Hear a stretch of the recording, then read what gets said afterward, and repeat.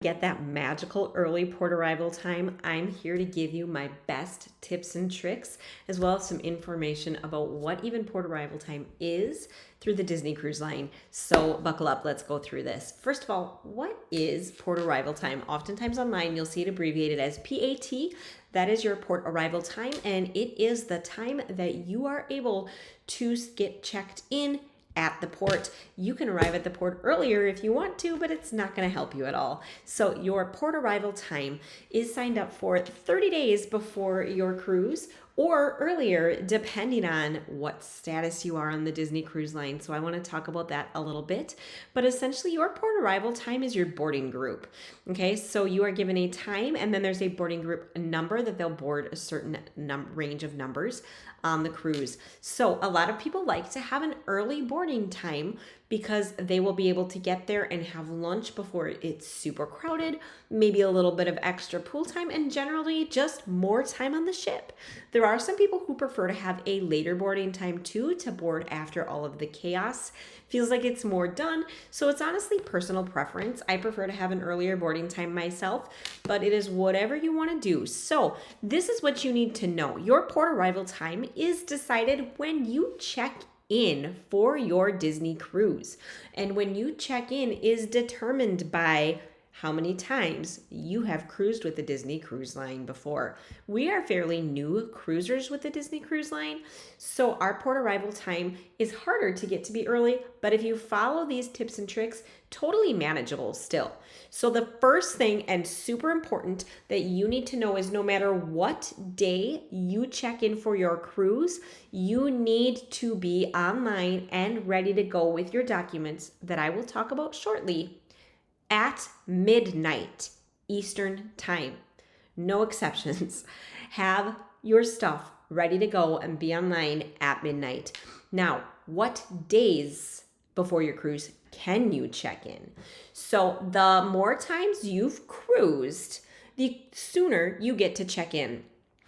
So if this is your first Disney cruise, you will check in 30 days before the cruise. If you are silver, meaning you've cruised once before, okay, 33 days. Gold is 35 days. Each of these levels, as I go up, is more Disney cruises. Platinum members will be able to check in 38 days before their cruise, and Pearl members check in 40 days before their cruise. The one exception to this is concierge members, or concierge cruisers, I should say. Concierge cruisers, whether it's your first cruise or your 20th Disney cruise, all check in on the same day before everybody else. So that is one big benefit of being a concierge member, though it is quite pricey. You are guaranteed almost to have whatever arrival time you want as long as you're checking in right away. So what do you need to do to check in so that you have as many options available to you as possible for your port arrival time? You need to be ready before midnight. You need to have your documents ready to go. The documents that you need are either passports or birth certificates, depending on where you are cruising to. If you have passports, do passports for your whole family. If you don't, sometimes kids are allowed to use birth certificates if you're traveling out of the country. We do have passports and I prefer to use them. But again, you can check specific documents on the Disney Cruise Line website and it will tell you what you need for your cruise. I have our documents uploaded and ready in a folder, and I'm very anal, so I have a subfolder by name of the cruisers in our family. And in that, I have our passport uploaded, okay, and I have a security photo ready to go. Think about it like a passport photo. Just take a photo beforehand on a neutral background. So this behind me would be totally great for that. It is super important that you do this. So passport and birth certificate, photo. Have them ready to go, no exceptions. Have them loaded on your computer. I do want to make a side note here. If you have an iPhone, the check-in system is not always going to accept those HEIC, is that right, files. So before that day, take a second, convert them to JPEG. Not a problem. If you don't know how to do that, just Google that online. There's tons of converters out there that are totally safe and not a big deal. So do that, have them converted and ready to go. You don't want to risk being stalled because your file type is wrong. So you'll have that folder ready to go. You don't also want to wake up your kids at midnight to get a picture. That would be horrendous. So make sure all of that stuff's set. Have your payment method ready to go. You can always change it later, but as you are checking in, the website is going to ask you what payment you want to use on board. You can even type cash and then go back in after you finish checking in and change that. So that's an option as well. You're going to want to have emergency contact to enter. So just have that ready to copy and paste from something.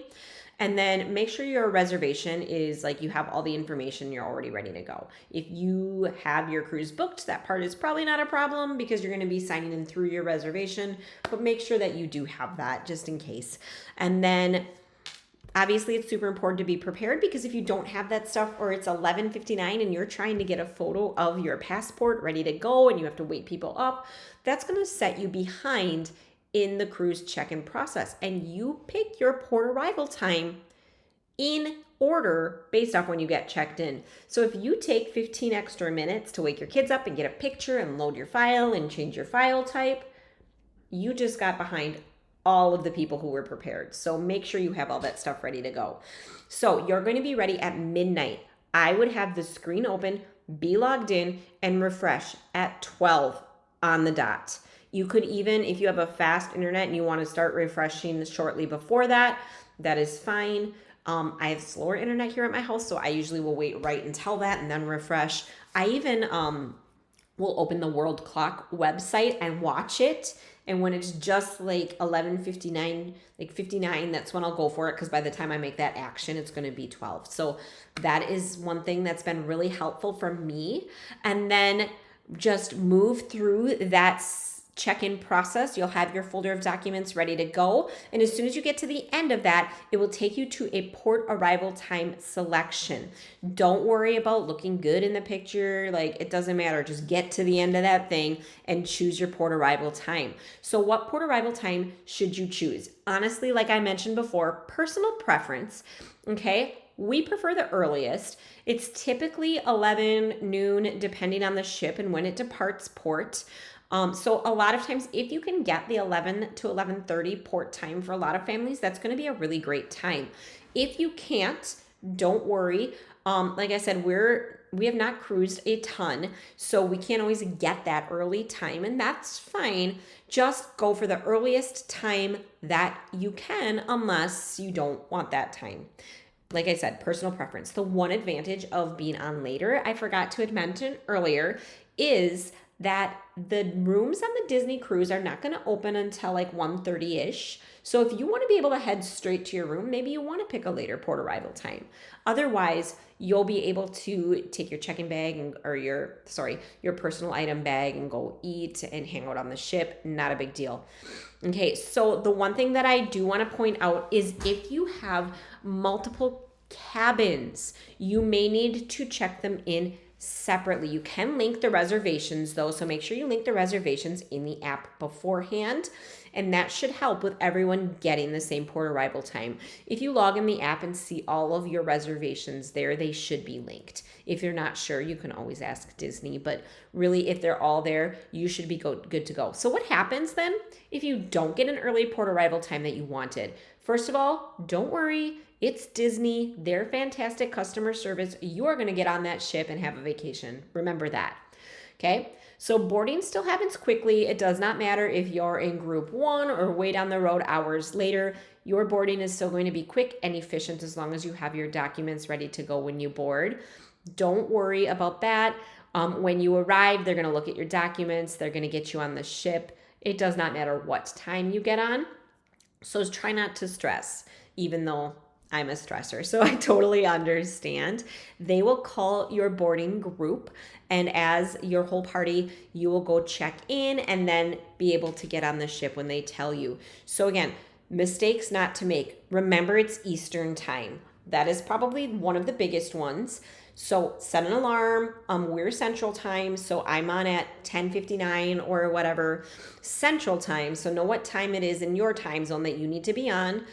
If you're at a hotel for any reason or anywhere traveling, please make sure that you see if you're better to use like a connection on your phone versus a hotel Wi-Fi. Lots of hotels have super slow Wi-Fi, so just be aware of that.